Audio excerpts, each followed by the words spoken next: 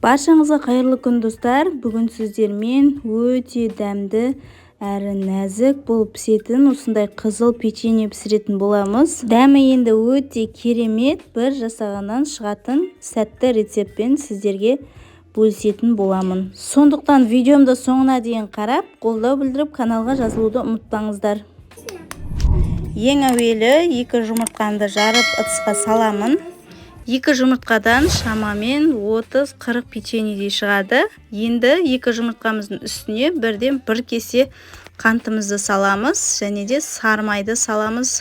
Сарымай бөлме температурасында болуы керек. Енді жақсылап миксермен араластырамыз. Массамыз дәл осылай араласқаннан кейін үстіне 1 кесе сүтімізді құйып, тағы да жақсылап миксерлейміз және де осындай қызыл краситель қосатын боламын. Менің қолданып жатқаным осындай сұйық краситель. Енді тағы да жақсылап миксерлейміз. Неге массамыздың бәрін араластырып дайындап алдық. Енді ұнымыздың үстіне 2 қасық разрыхитель қосып, жақсылап араластырып, содан кейін барып қосамыз. Ұнымызды електен өткізіп барып қосқандарыңыз жақсы, өйткені сіздің пісетін печеньеңіздің жақсы болып шығуына байланысты. Миксерімізді қоспай тұрып, бірінші осылай қолмен араластырып алғандарыңыз дұрыс, өйткені ұнымыздың шашырамауына жақсы болады. Неге осылай бір тегіс араласқаннан кейін печеньемізді бірден пісірмейміз. Осылай қоюлығы дәл осындай болу қажет.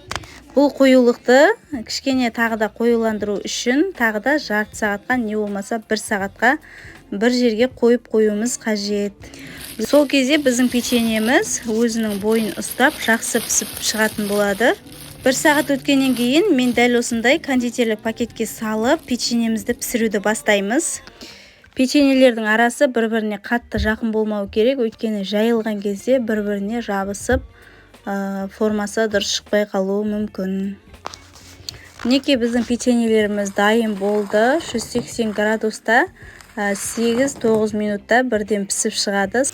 Енді кремін дайындаймын. Творожный сырдың үстіне сахар қосып, жақсылап миксерлеп аламыз. Енді сливкидің 33%-ын құятын боламын. Дәл осындай қоюлыққа келген кезде біздің креміміз дайын деген сөз. Енді кондитерлік пакетке салып алып, осылай печеньеміздің арасына жағып, әдемі болып сіңгенше 1 күнге қойып аламыз.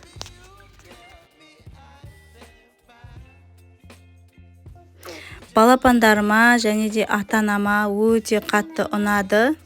Сіздерге де ұнайтынына 100% сенімдімін, сондықтан да жасап көруге кеңес беремін.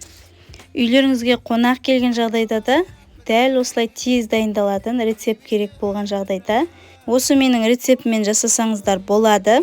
Кремі жақсы болып сіңу үшін дәл осындай беті жабылатын ыдысқа салып қойыңыздар. Ал енді шаймен жесеңіздер, енді өте керемет, дәмі енді айтарға сөзім жоқ, күшті болып шыққан. Әр апта сайын әртүрлі рецепттермен бөлісіп отырамын, сондықтан да каналымды жоғалтпау болмас үшін тіркеліп, лайк басып, пікір жазуды ұмытпаңыздар. Баршаңызға оразада тілеген дұға тілектеріңіз қабыл болсын.